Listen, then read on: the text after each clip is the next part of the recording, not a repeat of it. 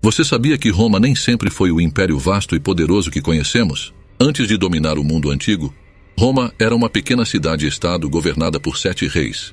Cada um desses reis deixou sua marca única na história e contribuiu para moldar a cidade que, séculos depois, se tornaria o centro de um dos maiores impérios da história. Mas quem foram esses reis? Quais eram suas visões para Roma? Hoje, vamos revelar os segredos e as lendas por trás dos 7 reis de Roma e suas jornadas épicas. A Roma que conhecemos começou sua história de forma modesta, com seus primeiros governantes exercendo tanto o papel de reis como de fundadores. De acordo com a tradição romana, 7 reis governaram a cidade de Roma entre sua fundação em 753 a.C. e o estabelecimento da República Romana em 509 a.C.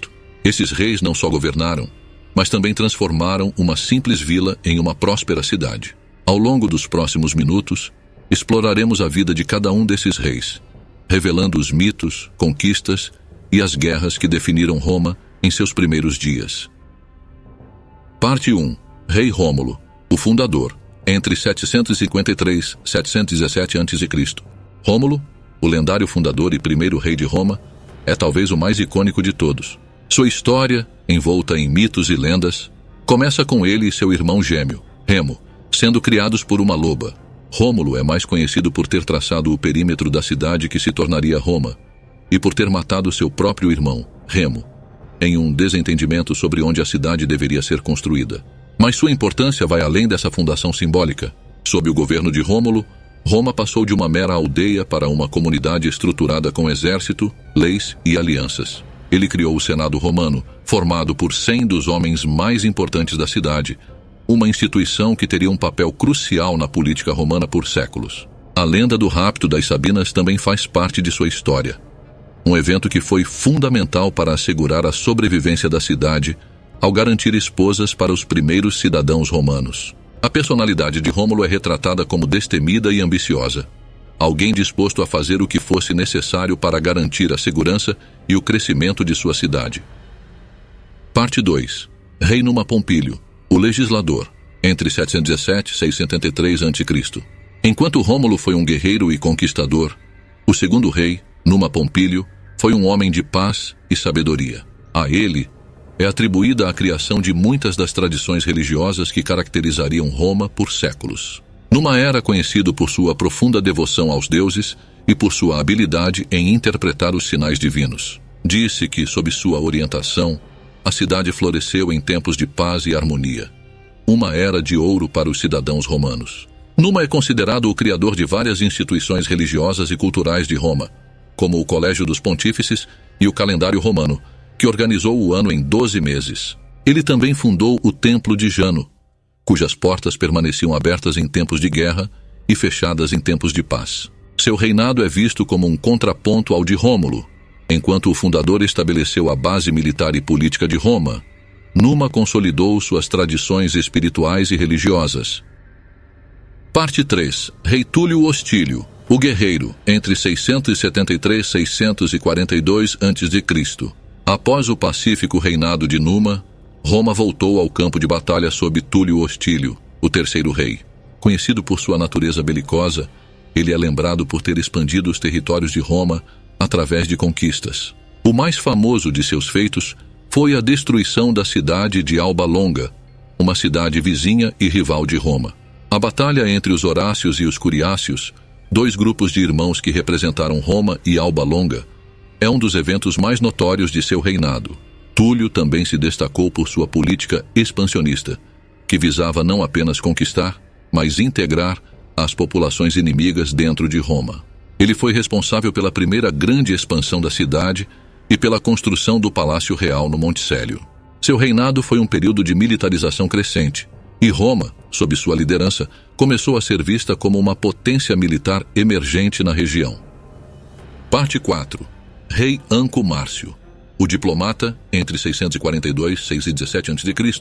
Anco Márcio, o quarto rei, era neto de Numa Pompílio e buscou equilibrar o legado religioso de seu avô com o militarismo de seus predecessores. Sob seu comando, Roma continuou a se expandir, tanto territorialmente quanto economicamente. Anco é lembrado por suas conquistas militares, mas também por suas habilidades diplomáticas e seu foco no desenvolvimento de infraestrutura. Um de seus feitos mais importantes foi a fundação do porto de Óstia, que logo se tornou o principal ponto de comércio de Roma, permitindo o acesso ao Mar Tirreno. Ele também supervisionou a construção da primeira ponte sobre o rio Tibre, a Ponte Sublícia, conectando a cidade às terras etruscas ao norte. Anco é frequentemente visto como um governante que soube equilibrar força militar com diplomacia e desenvolvimento interno, garantindo que Roma não apenas conquistasse, mas prosperasse. Parte 5. Rei Tarquínio Prisco, o estrangeiro. Entre 616 e 579 a.C., o quinto rei, Tarquínio Prisco, era de origem etrusca, uma das culturas mais avançadas da Itália antiga. Ele trouxe com ele muitas inovações culturais e arquitetônicas que influenciariam Roma por séculos. Tarquínio ampliou a cidade, construiu o circo máximo para as famosas corridas de bigas e iniciou as obras para a construção do Templo de Júpiter no Capitólio, o coração religioso de Roma. Tarquínio também reorganizou o exército romano, aumentando o número de soldados e introduzindo novas formações militares. Ele foi um governante carismático que usou sua origem estrangeira como uma vantagem para trazer novas ideias e práticas para Roma. Seu reinado foi um período de grande crescimento e urbanização, transformando Roma de uma cidade de madeira em uma de pedra. Parte 6. Rei Servius Túlio, o Reformador, entre 578 e 535 a.C. O sexto rei de Roma, Servius Túlio, é lembrado por suas reformas sociais e políticas que estabeleceram as bases para a futura República Romana. Ele foi o primeiro rei a realizar um censo, dividindo a população de Roma em diferentes classes, com base em sua riqueza e capacidade militar. Essa divisão formou a base do sistema de votação que seria usado durante a República. Servius também expandiu os limites de Roma, construindo a famosa Muralha Serviana, que protegia a cidade contra invasões. Além disso, ele fundou o Templo de Diana no Monte Aventino, um símbolo de unificação das tribos latinas sob o controle romano. Seu governo foi uma era de reformas que fortaleceram a estrutura social e militar de Roma, preparando-a para se tornar uma potência regional. Parte 7. Rei Tarquínio, o Soberbo, o tirano entre 535 e 509 a.C. Tarquínio, o Soberbo, o último rei de Roma, foi um tirano cujo governo foi marcado por abusos de poder e violência. Ele chegou ao poder através de um golpe contra seu sogro, Servius Túlio, e governou sem o apoio do Senado, o que gerou crescente descontentamento entre a população. Tarquínio desprezava as instituições republicanas e se cercava de uma guarda pessoal para se manter no poder. Seu reinado terminou quando seu filho, Sexto Tarquínio, cometeu um crime que levou à revolta dos romanos, liderada por Lúcio Júnio Bruto. Esse evento resultou na expulsão de Tarquínio e na abolição da monarquia em Roma, dando início à República. Tarquínio, o Soberbo, é lembrado como um tirano cuja queda marcou o fim de uma era e o início de outra. A Era dos 7 Reis de Roma foi um período de fundação e crescimento, onde mitos, lendas e realidades se entrelaçavam.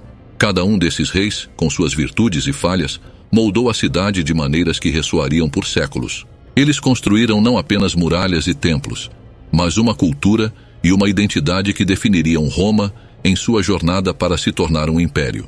A história desses reis nos lembra que a glória de Roma foi construída sobre as ações de homens cujos legados sobreviveriam muito além de suas vidas. Gostou dessa fascinante viagem pela história dos 7 reis de Roma?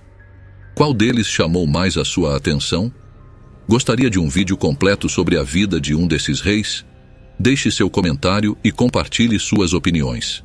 E não se esqueça de se inscrever no canal para mais histórias épicas sobre o Império Romano e suas figuras lendárias. Até o próximo vídeo.